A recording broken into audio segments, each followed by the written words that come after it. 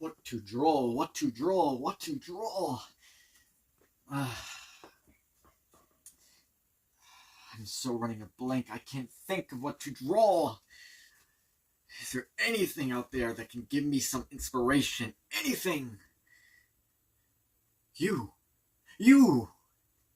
You. Yes, you. You right there. You. I am going to draw you. Stay still. Don't move. Yes. Yes, I can see it. Yes. Yes. Yes, the way the light shines. Yes, the way the air, the shadows. Yes, stay still, please. Don't move. Don't move. Yes, yes, yes. I can see it. Yes, I can really see it. The way the shadows, the way the air. Yes, yes, absolutely stunning. Oh yes, this is going to be magnificent. Oh, please don't move, stay still, stay still. Oh, oh yes, yes, you're going to love it. Yes, I promise you, it will be suspendedly. That's a word, and I'm not looking it up. So yes, yes, a little bit of that. And let's see. Yes, this, we need some of these. Yes, yes, yes, yes, please. Oh, you'll love it. It's magnificent. Oh, you'll love it. It's fantastic. Oh, thank you so much for being my inspiration, my muse. Thank you so much. Yes, yes. Oh, it's perfect. Oh, yes, it's perfect. Yes, yes. Oh, what else? What else is there? Oh, that's good. That's good. That's good. Oh, thank you so much. Oh, you'll love it. Oh, you'll love it. Oh, it's perfect. Oh, thank you so much. Oh, yes, yes. Oh, we need some of this. Oh, that's perfect. Oh, yes, yes. Oh, it's coming out great. Oh, oh. Yes, yes. Ooh. Yes. Oh, that's perfect. Oh, yes. Oh, it's coming out great. You'll love it. You'll love it. It's perfect. Oh, it's great. It's great. It's great. It's fantastic. Oh, I must say it's a masterpiece. Oh, it's wonderful. Okay, okay. I present you. What do you mean this isn't you?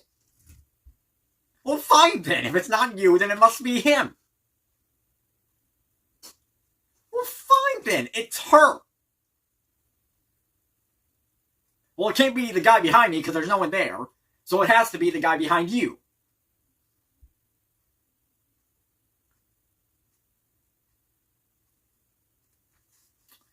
Fine then. You try drawing someone's picture and yet they have problems with it. I hope you know that even Sanji himself would be saying that this is a better drawing of the one that I made for him than what they made of him.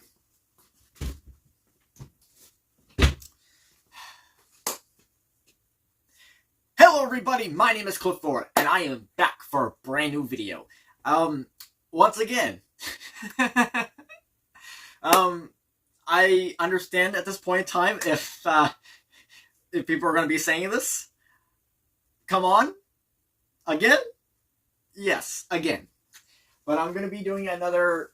I'm going to be discussing this whole moon thing once again, but this time it's going to be a bit differently, okay? What I'm actually going to be doing in here, if you actually read the actual title of the video and stuff like that, and even seen the thumbnail, the general idea is I'm focusing on the actual awakening rather than the actual fruit itself in general, and like going over the idea and like why I believe glass and all that kind of stuff. That's still focusing on it, but it's really more the awakening. So I'm basically sort of like detailing how the awakening can work and like the inspiration for it, and why this could actually make sense for the general concept, for the idea of the Devil Fruit's awakening in general. Okay, so that's basically the premise of what I'm actually aiming for here. Okay, so let's just get into it, and I'll go over everything as I go through, okay?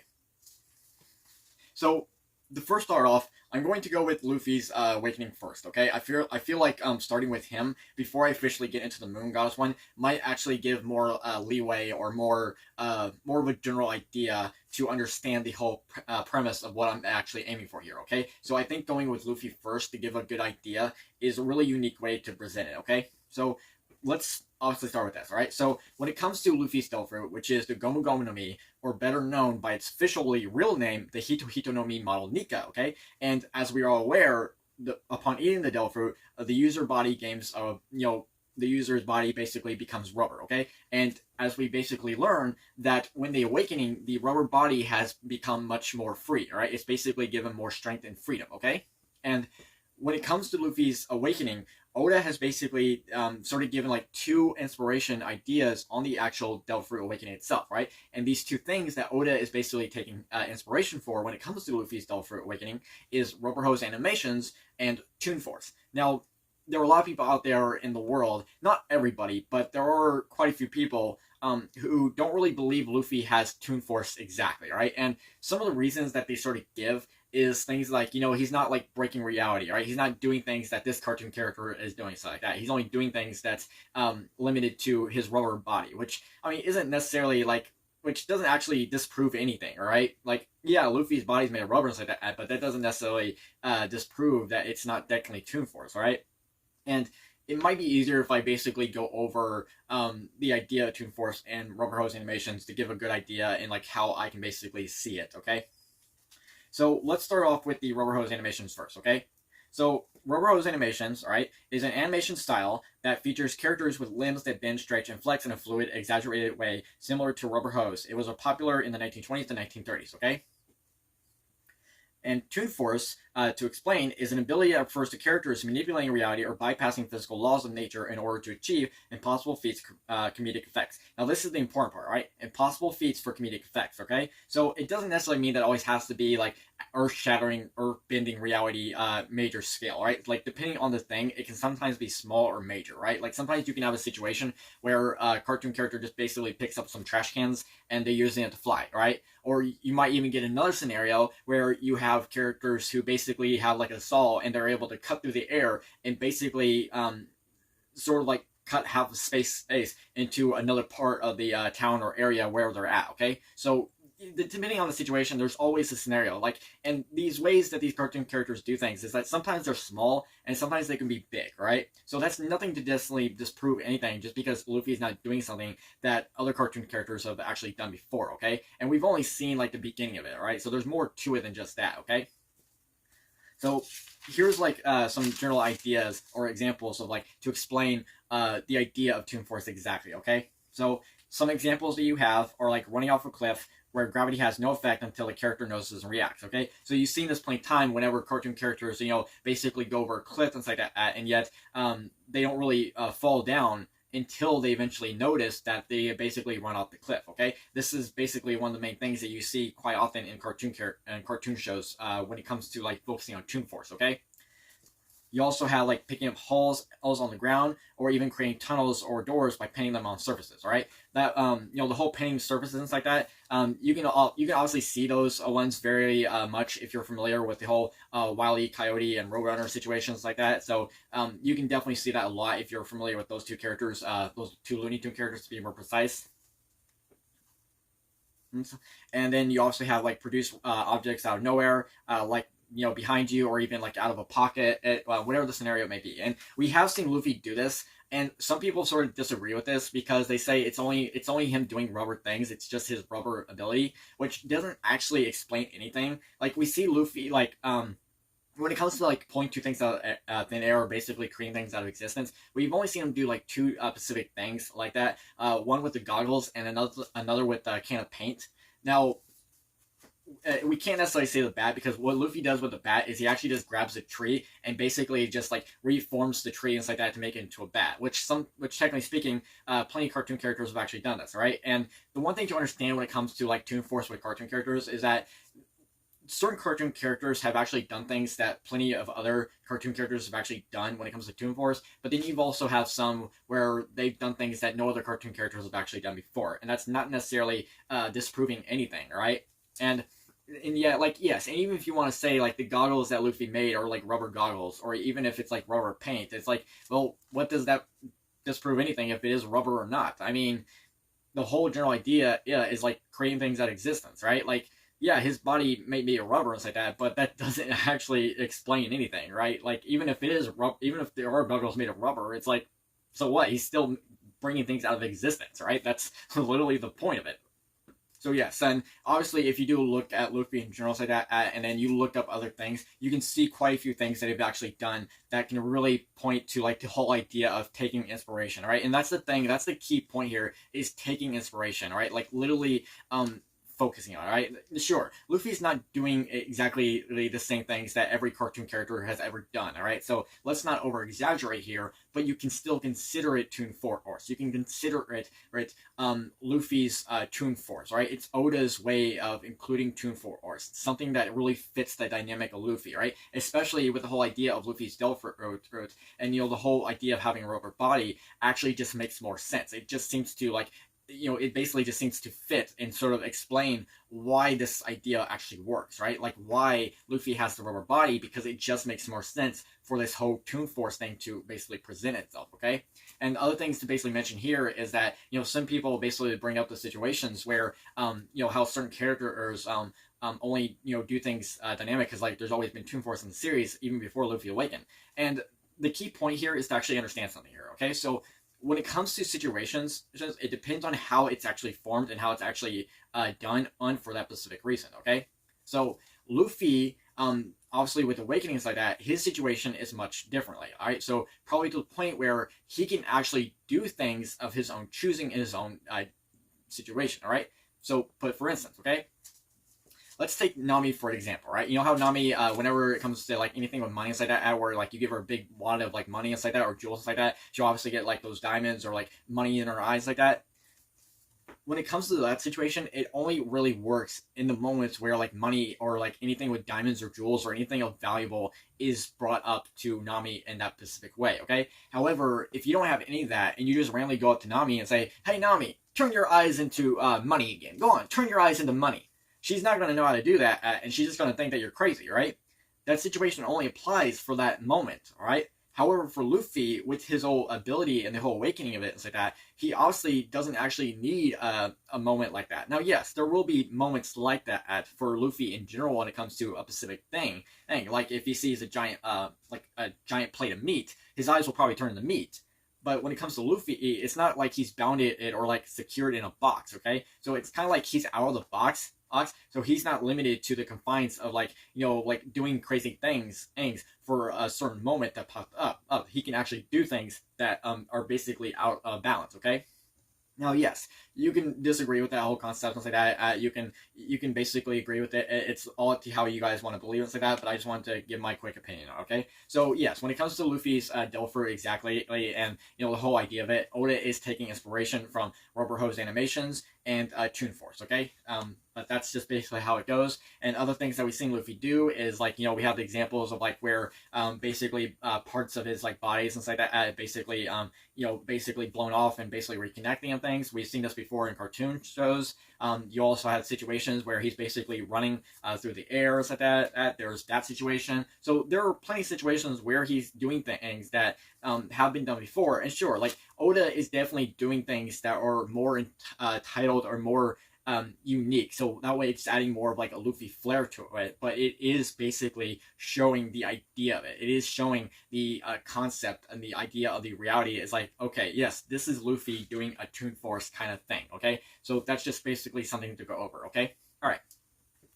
Now let's get into the actual context and the actual situation of the video, okay? So going over the whole Moon Goddess awakening and sort of explaining it in general, okay? All right. So when I talked about the whole Moon Goddess thing before, right? And the whole idea of glass, okay? And how glass, I think, could really work for the idea of the Delphi itself, okay? And to basically go over it, when I made the videos before, or I did mention the idea of like looking up another type of animation that can use glass, right? And there are three things I want to actually cover here. Now, the more common one I've mentioned before is paint on glass, right? And I do think paint on glass can really work for a more unique way, right? That's even why I have paint thing up there because I feel like it can really work for the whole general idea, and there's even more to do with colors in general, okay? And other things that I mentioned before is sand animations, things like that. But there's also another animation that I came across that also uses a glass thing. Okay, so and to really go over and like that at the whole animation thing. But I've also thought of an idea of adding another thing to it to basically, sort of like balance it out or sort of like add something to it, just like how the Luffy one has both rubber hose animations and Toon Force. I think having something to basically go along with that seems to give more. It seems to add something to it. Okay, so I'll go over everything in general like that, and I'll basically explain it as I come through it. Okay. So first, let's explain what paint on glass animations, all right? Is an animation technique for creating animated films by manipulating slow-drying oil paints on sheets of glass, okay? So it's nowhere different than how they used to do back in the old days like that, how, basically you have your pencils and papers like that, and you basically, draw the character on the paper sheets and like that. And then the way they did it is that every single frame or thing that's done has to be drawn, okay? And it's the same thing with the whole paint thing, okay? It's basically the same premise here, okay? You basically paint the images like that, and then you basically have to keep photographing it and painting each new panel, each new scene at a time. And then when that's basically, laid out through a camera and like that, or through a real thing, and it basically basically visualizes the film where the images are basically moving. Okay, so that's basically the general concept of it. Okay, so it's basically the same premise here, except one is instead of pencil on paper, you have paint on glass. Okay, so it's basically that. All right. Another idea to really look at in general to basically add something is panel breaking, okay? So what is panel breaking, okay? Well, depending on the situation, when it comes to like manga and comic books, panel breaking is basically the comic book or manga version of like breaking the fourth wall in general, okay? Now, so to put it simple, breaking the fourth wall is a theatrical convention where an actor or character addresses the audience on stage. It's a common thing in children's theater and pantomime, okay? Now, yes, not all fourth wall breaking has to literally be directly talking to you in general, okay? I mean, there are other situations as well, so that it doesn't always have to actually be addressing you directly, right? Like sometimes it can even be something as like, I'm trying to think of like an example. Say that Deadpool wouldn't be exactly a good example because like when it comes to like his fourth wall breaking, he always basically talks to the audience in general like that. So like there can always be a situation to where you I can't really think of good examples and things like that. But the point, like, this might actually be the easiest way to go over. Okay, so it might be easier if I have Gwenpool give you an example. Okay, so and just to be clear, Gwenpool is not Gwen from the Spider-Man Marvel comic series, and she's not any relation to Deadpool. Okay, so let's be very clear here. But maybe Gwenpool can actually give me a help in basically showing you guys an example. Okay. All right. Thank you so much, Gwenpool. Thank you so much for demonstrating that. Thank you so much. All right. So I hope you guys get the general idea of what I'm basically sort of like stating here. And that's sort of like the idea is basically presenting here is that if the whole idea of like breaking the fourth wall or basically, breaking out the panels like that, then maybe a situation can be where you can actually skip one panel to another panel and yet you're completely blown away or like completely like confused. It's like, wait a minute, you were just here, but didn't you disappear? Now you're back over here. Like, what the hell happened? All right.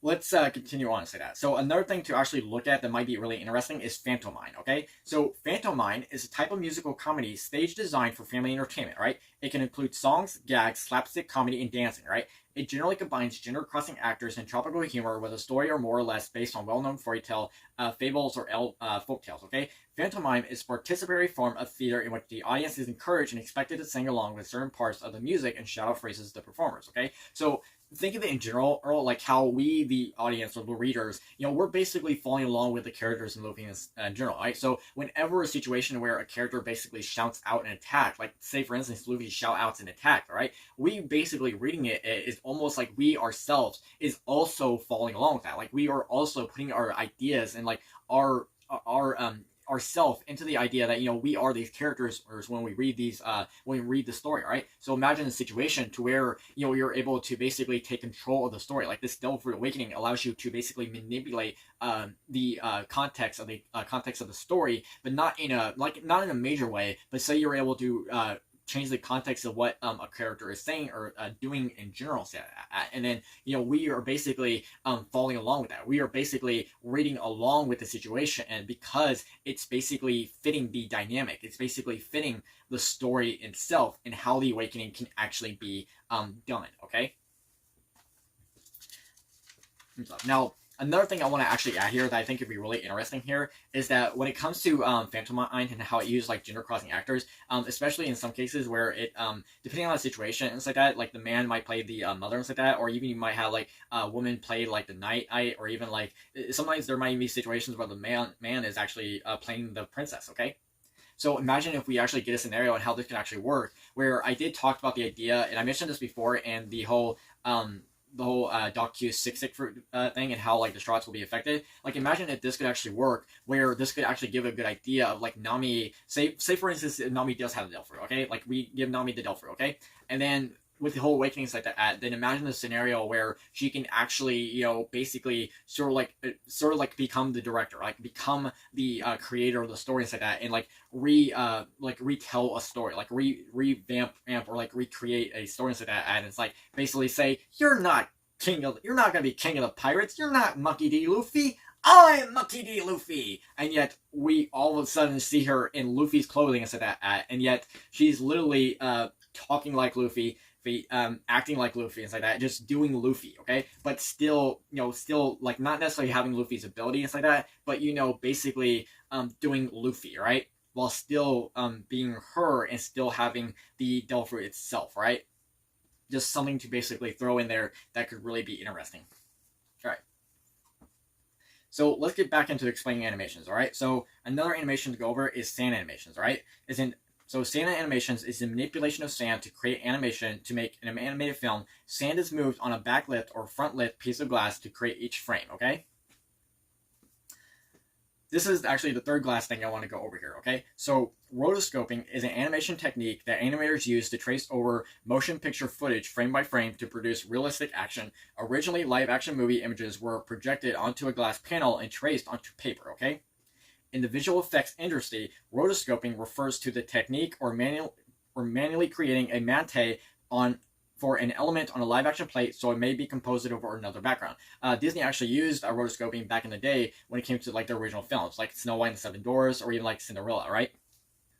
To start with this, I want to actually give two films as an example to basically sort of show or point to paint on glass and sand animations, because I think it could be a really good idea to basically explain to provide something. So these are just basically things I want to basically add or basically just show to give like a general idea, right? And if you've never seen these films, I highly recommend and checking them out. They're very stunningly beautiful and they're very well created and stuff like that. So these are just for me to basically just basically show just to give a general idea and say that, so you can sort of get a general concept here. Okay, so one is the paint on glass animations. There's one film called The Old Man of the Sea. It's a P&G short art film directed by Russian animator Alexander Petrov, who is very well known for doing paint on glass animations when it comes to his films, things like that. It's a very stunning film, so if you've never seen it, I recommend checking it out. It's actually very incredibly beautiful. And then there's also Sand Dream with Dato, is a sand animation art by Ilana Yavov. I do apologize if I'm butchering these names wrong. I do apologize. It is very well created and like that, and like the visuals and the stunnings of the sand with the art is very, very well created and like that. So if you've seen these films or if you're familiar with them, feel free to check them out and like that. They are very well incredible. All right. So to basically continue on and go over more stuff, we might also look at visual effects and stuff like that, and then maybe that could be interesting as well. Visual effects is the process by which imagery is created or manipulated outside the context of a live action shot in filmmaking and video production, right? Something else to maybe add for like the whole painting thing situation could be matte painting. Is a painted representation of a landscape, set, or distant location that allows filmmakers to create the illusion of an environment that is not present at the filming location, right? Mattes are used in photography and special effects to combine two or more images into a single final image, okay? So maybe that could be something to actually look forward here in the general concept idea. Like, say like we're doing the whole paint on glass animations, and maybe there's a way to actually combine all of it together. Like maybe there's a way to actually combine all these together. So say for instance, and I actually mentioned this before, imagine the concept of actually like removing the colors, and yet instead of it actually being more of like a liquid paint, it's more like mini movable sand color like sands, right? And yet you're able to basically move it around like that. You're able to like move it around like it is liquid, like it is like a fluid liquid, but it's got more of a ground esque to it, okay? And then maybe you can even further add that on, how when you remove something, and say like for instance like Nami basically uses the Delphi Root, basically removes the colors from someone like that, like all the colors, and yet all it's left is like a complete glass statue. It's just like a person with a glass statue, and yet you can basically like reform the colors around them, like that, completely change them, and yet they're completely different. And maybe you can even do this by removing general concepts of like the landscapes itself, and like changing the outer landscape to basically formulate something else. Like you're basically creating illusion. Like you're basically creating an optical illusion. Like you're basically sort of like creating confusion amongst the character themselves and even the readers for us. And to further add on here, like special effects are illusions or visual tricks used to stimulate the imaginative events in a story or virtual world, like that. Some things that we can further add here is physical comedy is a form of comedy focused on manipulating of the body or for a humorous effect. It can include slapsticks, clowning, mime, physical stunts, or making fun of funny faces, right? So maybe that can be something as well here, is like maybe the general idea is basically miming or basically mimicking, right? Like you're basically, Luffy is the whole general idea with the whole Toon Force and like, doing random things that can be funny and stuff like that. Then maybe the general concept here is like you're basically sort of like, you're basically like doing things. You're basically like going the whole situation, and it's like, I can be funny too. Let's see what you got that I can do. So, just something to further add there. All right. So that's the whole premise on the whole awakening and stuff like that, and like the ideas and the inspirations and like why they could actually work. But I want to go over specifically on, I want to actually add something here that I think could really work for the general context. Like I think something could really focus here. So it's hard to actually say specifically, but I do think there is much to go over and why I think glass could actually work here, right? And why this whole, fourth wall breaking can actually come into play. So here's some things I want to actually throw in here that might actually work out, okay? So for instance, ever since the whole, so we are finally in Elbaf, right? So yes, officially in Elbaf. And then the thing I want to cover here is that with the whole Ace Blue Straw Hats having that adventure and the whole, this whole Lego Kingdom thing, Nami was heavily focused here, okay? Like, it was literally, like, she was basically, like, the central character here. And yet, at the same time, it also seemed like a very random and very questionable thing of, like, why we needed to be there. I do wish we could have gotten, like, one more chapter, or maybe just 2 more chapters within the Lego Kingdom, just to get a general idea of it. But there are some very interesting things here that I think could be really interesting to point out here, okay? So, for instance, the whole fourth wall breaking or panel breaking, we did get a moment where we got basically that Cat King character who basically knocked Usopp away. We did see a moment where his paws were basically popped out of the panels like that, and it's basically coming over like to the side of the panel, like it's basically breaking out, okay? And I was very curious and basically wondering if there was another moment that could be very general where a character basically broke out a panel in general, right? Now, I can't really go through every single panel. I don't really have the time to do that. But there is one other example I do know. So back when Luffy was first introduced as the Gear 5th, when his Gear 5th was first introduced, in the manga panel, it does seem to give the credence that he did break out of the panel here, okay? Which is something very interesting here, how some people actually believe that Luffy will be able to break out of the panel, like Luffy will be able to break the fourth wall when it comes to the comic book versions. And maybe like Oda is actually going to do the whole fourth wall breaking or panel breaking, but he's waiting to save that for this Delphi instead, right? Where Luffy is more focused on doing like Toon Force comedy, maybe adding the whole fourth wall breaking is more in general for this concept. And it does seem to really fit the whole idea of like how glass can actually make more sense of that, especially how glass can basically be used, say for example, like basically mirrors, or like how they are basically like another part of the world, like they're basically like one part of a dimension and from us to another here. So something like that, right?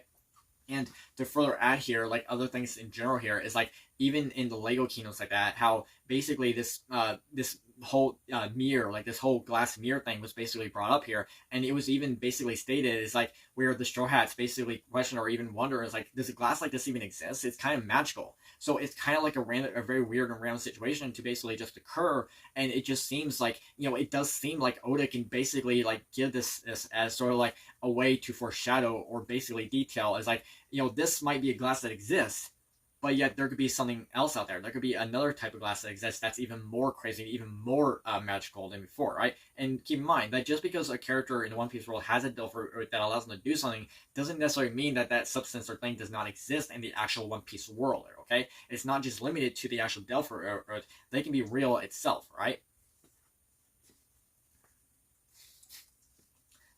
And we all know how the whole idea of like, if the whole painting thing could actually work in here and you're basically able to like rechange locations like that, we do know how Oda is basically focusing on the idea of this whole having Nami focus on the whole idea with like her old maps things, right? Maybe that could really work out in general. All right. So something here to basically add is a bit of a bonus here, and that it might be very interesting here. And like, while I am very well in the whole notion that maybe it could work out if Nami does have the Devil Fruit, but if not, imagine if we get a scenario where I am correct about the Devil Fruit itself and the whole awakening, and the whole glass body and stuff like that. But instead, what if it's a completely situation here to where it's actually Loki who actually has the Devil Fruit itself, and maybe that's a good way to actually intrigue why he might think he'd be the sun god. Okay, so let me basically explain it like this. Okay, so there are very interesting things here, right? We do know, for instance, Loki did kill his father to attain a legendary Devil Fruit, right? And he basically claimed himself to be the sun god. Okay. And going over in general, a lot of people basically bring up when we met Haruden back in during Dressrosa, during the Coliseum, he basically mentioned that his goal was to attain the Nami, so become King of the Giants. And he basically dropped that thing. Have you ever seen a giant with a Logia powers, right? And I'm sort of basically throwing this out here, and I basically stated that, the whole idea of this glass thing, while the rubber made them a paramecia, maybe the glass one could be more focused towards a Logia, all right? It's basically more of like a Logia in general, right? And, glass itself is a very unique thing, can actually be well presented in the whole idea of like suns itself and weather, right? And how when it comes to like glass and like that, it can actually absorb sun rays like that. So maybe a general idea here is that it can actually like absorb sun rays or absorb weathers and stuff like that, and actually use that to basically focus it in general. Now, another thing to basically throw here that I've mentioned before is that I've always thought of the idea of this Devil Fruit actually having two basic premise here, all right? So the first thing is obviously the glass body and stuff like that, and then the other thing is basically the mythical powers to basically throw in here is the whole idea of the name itself, the Nico Nico no Mi, which I'm taking inspiration from Nico Nico calendars, okay? So Nico Nico calendars are basically things that are basically used in work focusing areas where basically you're having a situation where a character might be having a good day or bad day, or some kind of crazy day at work, and basically it's basically keeping the general concept of like the character's moods and focus and basically learning through it. Okay, so maybe the whole idea of like the Japanese words where Nico obviously comes from the onomatopoeia for a smile, a smiling, so that the Nico Nico counter is basically foreshadowing that, and to basically earn it in English, or basically explain it in more of a general concept here, is basically coming down as the mood fruit, alright? Or in general, or if you want to focus on like the whole glass thing, and you can go more with like the Gara Gara no Mi to basically foreshadow glass, or maybe to foreshadow like empty, because it's more like your body has become like an empty glass shell, alright? And maybe that's something to further add here, okay? Now, whether or not that's actually going to be true and that's going to be the case, it's really hard to necessarily say. I just feel like it'd be very interesting here, and plus that might actually be something to throw in here, because I do kind of wonder, like, how the whole general idea of like how the whole awakening could actually work in general like that, and like how long we'd have to actually wait if Nami does eat the Devil Fruit. Even if it's VVE, it'd still be questionable how long we have to actually wait. So maybe a good idea is to actually introduce another character who has the Devil Fruit, who is awakened, and who actually has experienced the transformations, going over in general with this character first, and yet if that character actually dies and the Devil Fruit is reincarnated, and say like Nami does find a Devil Fruit, she eats it, she attains the power, and we sort of get a general idea of like the Devil Fruit itself, the abilities, and how it can actually work, and why this might actually be really, really interesting, right? So there's just something to basically throw in there and to basically discuss, okay? Alright, let's get into the final thing of the video like that. Thank you so much for joining me. If you're enjoying the video so far and you really enjoy my context and you're really enjoying everything I'm providing here, feel free to let me know in the comment section below. Let's get into the final thing, and thank you so much. Alright, so here's the final thing I want to focus on, okay? So in one of my previous videos, I did drop a moment where I did mention indigo, right? And you're all probably wondering, what exactly does indigo have to do with anything, okay? Well, indigo doesn't really have anything to do with Nami or any general character in general, right? No, the thing I want to focus here is this, okay? So let's start off with this, okay? It might be easier if I do this, okay? So when it comes to like Luffy's Gear 5th, whenever like this whole Gear 5th comes into play, you might notice like on a lot of like Gear 5th materials or like products and stuff like that, you might notice like there's basically been this like purple vibe coming into play. Like there's always been this purple vibe instead of actually using his regular red color, okay? Instead they're using this purple color or violet like color, okay?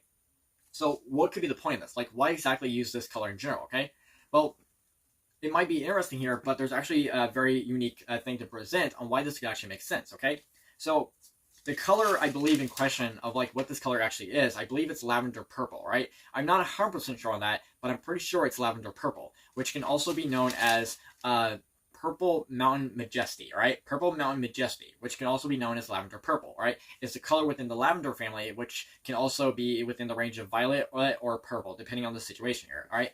And this is basically to throw in or basically explain the whole general concept here, okay? So if you were to basically look up like the color violet, okay, and you basically look up its like spiritual meaning or like what it can actually represent here, right, and how like colors of the rainbows or like how certain colors can basically sort of like they can sort of like add or basically like provide us like a certain meaning for something here, okay? And this whole purple color or violet color kind of makes sense in general why it actually fits for Luffy, especially when he goes in gear 5th, okay? And I'll go over here, okay? So some things to present on violet in general all is things like this, all right? Spirituality, imagination, and divine connection here, right? And that imagination is probably a very key point here because remember what we learned about Luffy's Delphi, right? And how Oda even stated that he's only limited by his imagination, right? And even the fact that this color, or even if you were to look up, like, say for instance, on like the whole Sanskrit, it's chakra systems like that, and how the high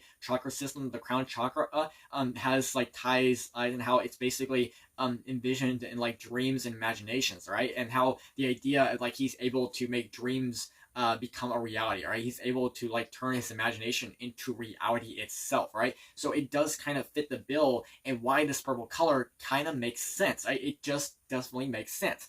And that's really to go over here on why I mentioned indigo, because I think indigo can basically provide something to fit the bill for this whole moon goddess thing, and it kind of makes sense when you basically hear what I'm basically explaining here, okay? So when looking up like the colors and stuff like that, I feel like the best thing to go over, or basically to determine here, is the rainbow colors here, okay? Which the rainbow colors were named by Isaac Newton, right? Who's obviously credited for naming the colors, and he obviously came across these colors, or basically explained the colors when he used like a prism to basically explain things, right? And you know, maybe a glass prism could be a good way to incorporate, right, the abilities itself, okay? All right.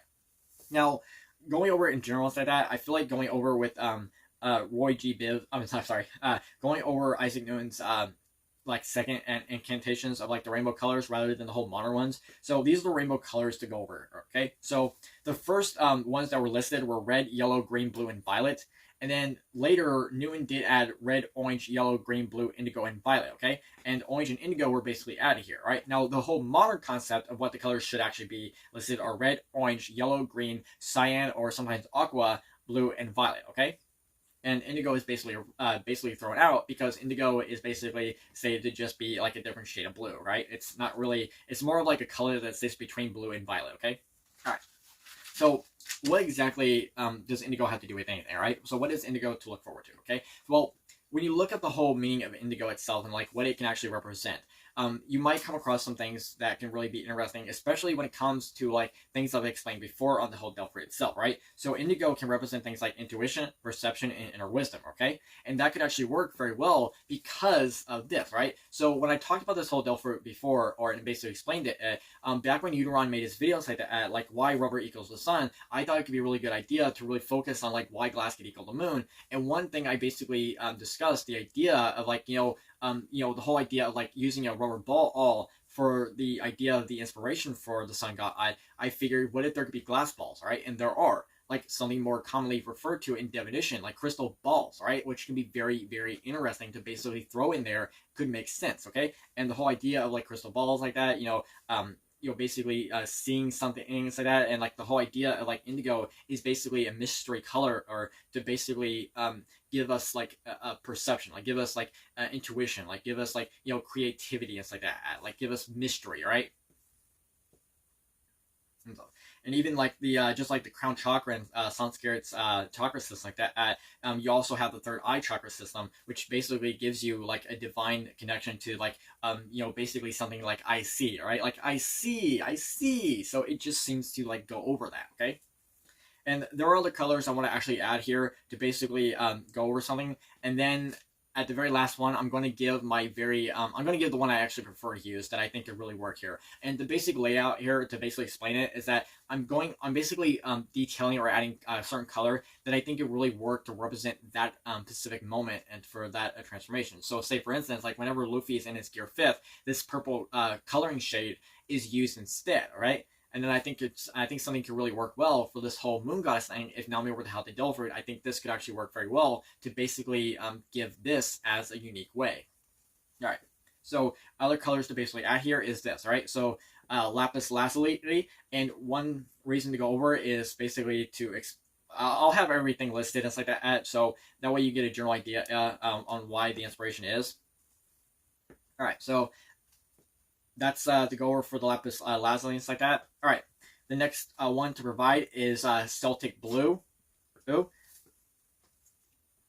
And this is basically the reason why I want to go with Celtic blue and stuff like that. So there is this plant called woad, or better known as glass tongue, right? It's very similar to indigo in general, right? And how indigo comes from a plant, which is obviously a blue dye that is used in a lot of like blue jeans creations, right? And this is something that's very similar to that, okay? And oddly enough, if you look up woad and stuff like that, the whole idea of it, there's actually something interesting here in that the color that it can be generally made is Celtic blue, and yet it can also be described as like colored like glass, right? Which can be very fitting for a general concept here, and yet having a Delphoid that basically turns the user body into glass, okay? So I think that could actually work. All right. I also like to add in ultramarine, ultramine, which basically states that the more indigo, like whenever you take indigo and stuff like that, the color of indigo, it does come out more of like a more darker blue in general, and ultramine can basically give like a good example of it. There's also midnight blue, which could be very interesting. It does kind of actually fit like a very unique fitting to have midnight blue, especially the whole idea of having like a moon goddess thing, and the whole idea of having a midnight eye color, or maybe that's something in general here, and like maybe that's something to actually work here. Like maybe with the whole awakening thing, instead of like the hair turning like white, like Luffy's Delphoid, maybe it actually turns like a different color. Like Nami's orange hair basically turns the actual color to represent her character, or the whole moon goddess in general here. Okay, just something to basically throw here. All right. And then the last color I want to actually provide that I think is really that I really want to go with is periwinkle. Okay, and there's two periwinkles I want to throw in here. This is obviously the first one. Now, periwinkle can also be known as lavender blue, and to basically point out periwinkle, it's very similar to indigo, right? It's in the same family as indigo, but it's not the same color or line as indigo in general, right? So indigo is a color on the color spectrum that falls in between both blue and violet, okay? And periwinkle does fall at the same concept here, okay? It falls between blue and violet, okay? And periwinkle is described as being like a pale shade of indigo, right? A very pale shade of indigo. So it's to basically give it a more good example. Well, it's like saying the colors are related, but they're not living in the same household, right? So it's kind of like saying that periwinkle and indigo are more like cousins rather than brothers and sisters, right? So instead of them being like siblings, like they're actual sibling colors, they're colors that are related, but yet they're not related by, siblings. They're more like related by cousins, right? Like they're basically cousins that are related within the same family line, but yet they live in completely different households, right? So that's basically a good way to basically describe it here, okay? And I think periwinkle could be a very good way to go over it. So it's still using the general concept of like, whole indigo having like perceptions like that and the whole inner wisdom, which I think can really work. And if you actually look up periwinkle in general, periwinkle can actually represent things like serenity, calmness. It can also be a good way to focus on things like to represent womanhood for women, and also like everlasting love, friendship and stuff like that. So I think that could really work for a very, I think it can really work for something to basically represent here. And the point out here so that I'm not going to go with the regular or provide like the regular lavender blue or periwinkle color, right? No, the one I would like to actually go with is actually this one right here, which is actually a periwinkle lavender blue, but this one is more shadowy, right? This one actually has more of a shadow tone to it, right? It's still the same thing. It's a periwinkle lavender blue, but it's more shadow focused, right? It has a little bit more of a darker tone, which actually gives it more of a blue coloring to it, okay? And that's the thing to go over here is where, this whole sun god Nika one, you also can see more of a blue, not blue, but more like a purple tone to it. And I wanted this one to focus more on the whole blue tone, but I didn't want it to be a blue as the same blue as like Sanji's blue, or even like a cyan type blue of how Frankie's blue is, right? I feel like this blue has to be very interesting in providing here. Fair. providing for it. Okay. All right. So that's basically to go over here with the colors and stuff like that, and then it might actually be really interesting in here. So that's just something to throw in and to basically add and why this could actually be interesting here. So that's really everything to go over here. So that's basically everything to present and everything to go over. The whole idea of the awakening and stuff like that, and using paint on glass animations, or using the whole idea of fourth wall breaking could be very interesting here. Maybe something to foreshadow and actually do. Basically taking control of the story and changing the situation. Maybe making characters pretend or do something that are entirely different. Maybe making optical illusions, creative visuals and stuff like that, reforming glass things, retraining structures and stuff like that, using something like that could be very interesting as well. Something to very well provide. Something to just throw in there to basically add and discuss here. So that's really everything to go over here. So that will really do it for the video. That's everything I wanted to discuss. I wanted to actually go over the actual Delphi itself to really give a good idea of the awakening and how it can actually work and why it can actually make sense in general. And yet, well, yes, I will say that there's nothing to really state that it's actually going to occur and it's actually going to be possible. But I still think it could be very interesting here. So just wanted to throw in something, just sort of talk and just basically give something. So if you enjoy my video, all right, if you enjoyed anything I provided and stuff like that, please feel free to let me know, all right? If you're enjoying my video and you're enjoying anything I'm discussing, please subscribe to the channel, all right? I'll try to get more videos out as soon as I can. We are currently on a break, One Piece break, stuff like that, so we'll have to wait and see how things occur. But I just wanted to basically throw this in here to just add something here. So, yeah. So, thank you so much for joining me for this video.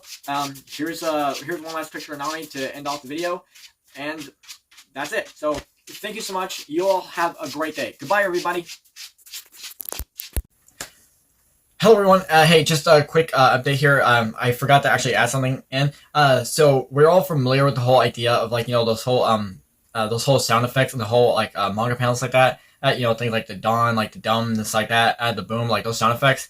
Imagine if we actually get a scenario to where one unique ability of this whole awakening for this whole glass furnace like that, it allows the character or say Nami or whoever it may be actually pick up one of these things and actually just basically toss them.